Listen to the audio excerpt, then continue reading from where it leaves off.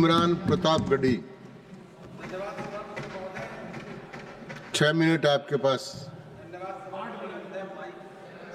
Mic. धन्यवाद सभापति महोदय। भूख के एहसास को शेरो सुखन तक ले चलो, या गजल को मुफलिसों की अंजुमन तक ले चलो। मुझको नज़्मो ज़ब्त की तालीम देना बाद में, पहले अपनी रहबरी को आचरण तक ले चलो। सभापति महोदय, मैं न्यू एजुकेशन पॉलिसी पे बात करने के लिए खड़ा हुआ हूं। माननीय मंत्री जी यहां मौजूद हैं। न्यू एजुकेशन पॉलिसी कहती है कि हमारा जोर टीचर्स ट्रेनिंग पर होना चाहिए, लेकिन जो नेशनल सैंपल सर्वे ऑफिस का आंकड़ा है वो कहता है कि इस देश में सिर्फ 13% टीचर हैं जो ट्रेंड हैं। तो मैं माननीय मंत्री जी से जानना चाहता हूं कि क्या जो 87% टीचर्स हैं जिन्हें ट्रेनिंग देने की अभी ज़रूरत है, उनको ट्रेनिंग देने के लिए हमारे पास क्या रोड मैप रहेगा, और क्या हमारे पास इतने बड़े पैमाने पर कॉलेजेस हैं, रिसोर्सेज हैं जिनसे उन्हें ट्रेन किया जा सके। हमारी न्यू एजुकेशन पॉलिसी कहती है कि टेक्नोलॉजी पे जोर दिया जाए, और टेक्नोलॉजी के सहारे पढ़ाई को हमने कोविड के दौरान देखा भी है कि किस तरह से बच्चों को टेक्नोलॉजी के सहारे पढ़ाया गया। लेकिन मैं माननीय मंत्री जी से पूछना चाहता हूं कि जब इस देश में 80 करोड़ लोग 5 किलो राशन पे गुजारा कर रहे हों, तो क्या उन परिवारों तक इंटरनेट, कंप्यूटर, लैपटॉप जैसी सुविधाएं पहुंचाने के लिए कोई रोड मैप है ताकि उनके बच्चों को शिक्षित किया जा सके?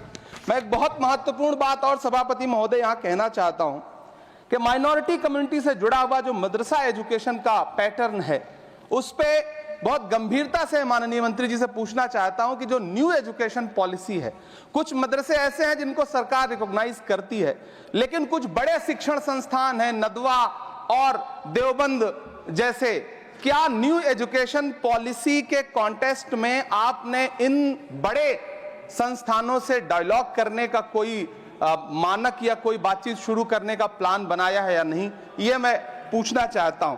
और एक बहुत महत्वपूर्ण बात मंत्री जी से मैं पूछना चाहता हूं कि बहुत सारे माइनॉरिटी इंस्टीट्यूट थे जहां पर स्कॉलरशिप का प्रावधान था, लेकिन आपने मौलाना आजाद नेशनल फेलोशिप को एक झटके में बंद कर दिया। हजारों लाखों छात्र जो उस स्कॉलरशिप के भरोसे अपनी शिक्षा ग्रहण कर रहे थे। एक तरफ प्रधानमंत्री जी कहते हैं सबका साथ सबका विकास, एक हाथ में कंप्यूटर एक हाथ में कुरान, लेकिन जब स्कॉलरशिप आप बंद कर देते हैं तो गरीब तबके से आने वाला अल्पसंख्यक समुदाय के जो बच्चे हैं, उनकी शिक्षा व्यवस्था को लेकर के, उनकी शिक्षा को आगे बढ़ाने को लेकर के आपके पास क्या प्लान है? मैं माननीय शिक्षा मंत्री जी यहां पर बैठे हैं, उनसे कहना चाहता हूं कि पूरे देश में, पूरी दुनिया में प्रधानमंत्री जी जाकर के महात्मा गांधी जी की मूर्ति के सामने सर झुकाते हैं, उन्हें फूल चढ़ाते हैं, लेकिन आप ही की सरकार NIT कैलिकट में प्रोफेसर साइजा ए को योजना और विकास विभाग का डीन बना देती है, जो खुल करके कहती हैं कि मेरी नजर में नाथूराम गोडसे तो बहुत महान था। तो आपकी नई एजुकेशन पॉलिसी ये है, इस दिशा में जा रही है। मैं आपके महोदय से, सभापति महोदय, ये कहना चाहता हूं कि किस तरह से NCERT की किताबों में सांप्रदायिकता को परोसा जा रहा है। माननीय मंत्री जी, क्या आपके संज्ञान में है कि केंद्रीय हिंदी संस्थान और नीपा जैसे जो संस्थान हैं, उसमें अघोषित तौर पर यह कह दिया गया है कि देवनागरी में लिखते हुए जो नुक्ते लगाए जाते थे, जिनको यह कहा जाता है कि वो उर्दू से आते हैं, उनको अघोषित तौर पर रोक दिया है कि नई छपने वाली किसी भी किताब में नुक्ता नहीं लगाया जाएगा। NCERT की किताबें छापने वाले, लिखने वाले कई लोगों से मेरी व्यक्तिगत बात हुई, उनका यह कहना था कि हमें ऊपर से आदेश है, हालांकि ऐसा कोई लिखित आदेश नहीं है। तो मैं आपसे जानना चाहता हूं कि यह नुक्ता हटा करके आप देवनागरी भाषा को मजबूत कर रहे हैं या उसे कर्कश और कमजोर बना रहे हैं? यह मेरा माननीय मंत्री जी से अनुरोध है और यह मैं उनसे जानना चाहता हूं। सभापति महोदय, PM श्री विद्यालय को लेकर के बहुत बातें हुई। मैं एक चीज कहना चाहता हूं कि गाजीपुर एक जिला है उत्तर प्रदेश में, वहां वीर अब्दुल हमीद विद्यालय है धामूपुर गांव में।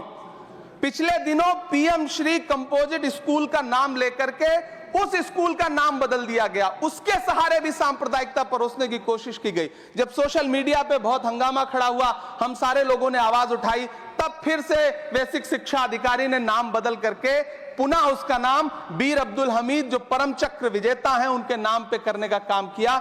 ये इस योजना के थ्रू भी सांप्रदायिकता को जो परोसने का काम किया जा रहा है, उसको मंत्री जी के संज्ञान में है यह बात या नहीं, और रोकने के लिए क्या काम करेंगे। एनसीईआरटी की जो किताबें हैं, उनसे हिंदू मुस्लिम एकता के जो चैप्टर हटाए जा रहे हैं। महोदय, एनसीईआरटी की किताबें बच्चों का ज़हन तैयार करती हैं। आप बेसिक तौर पे एक नया इतिहास पढ़ाने के चक्कर में बच्चों को, छोटे बच्चों को जो गुमराह करके उनको एक झूठा इतिहास पढ़ाने का प्रयास कर रहे हैं, आगे चल के दुनिया में वो बच्चे कहां सस्टेन करेंगे। तो मैं माननीय मंत्री जी से कहना चाहता हूं कि शिक्षा और धर्म को एक दूसरे से अलग रहना चाहिए। मैं आज इस विषय पे बात करते हुए एक बहुत महत्वपूर्ण बात और कहना चाहता हूं कि दिल्ली विश्वविद्यालय में पाठ्यक्रम में जो बदलाव किए गए हैं, जिसमें राजनीति विज्ञान के पाठ्यक्रम से भीमराव, रामजी अंबेडकर, मोहनदास करमचंद गांधी, मोहम्मद इकबाल और भारत के संविधान पर आधारित शोध पत्रों को हटाया गया है। दलित लेखक बामा और सुकीरथ राणा को अंग्रेजी पाठ्यक्रम से हटाया गया है।